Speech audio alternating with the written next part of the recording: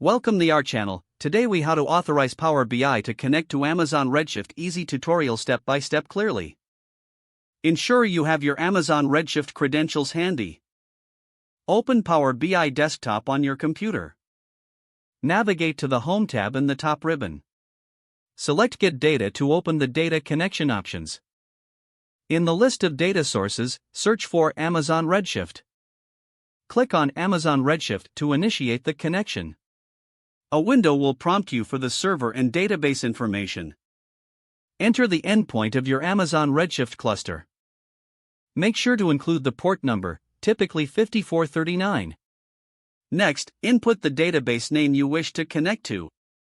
Click OK to proceed to the authentication step. You will see an authentication prompt for your Redshift credentials. Enter your username in the designated field. In the password field, type your Redshift password securely.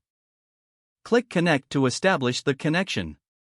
If your credentials are correct, you will see a list of available tables in your database.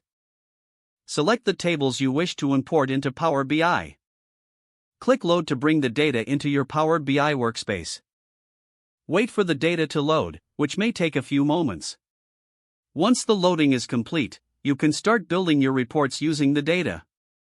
Review your data model to ensure everything is as expected.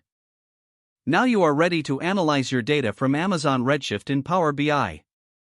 If the page does not load, refresh the browser or try again in a private or incognito window. Make sure you are using the correct email address, then retype it carefully to avoid small typos.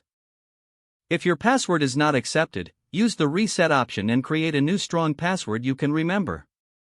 Check your spam folder for verification or security emails, then complete any requested confirmation steps. Enable two-factor authentication if available to improve account security and reduce unauthorized access risk. After signing in, review your profile details so your contact information and settings are accurate and current. Don't forget to like this video and subscribe to our channel for more step-by-step tech guides.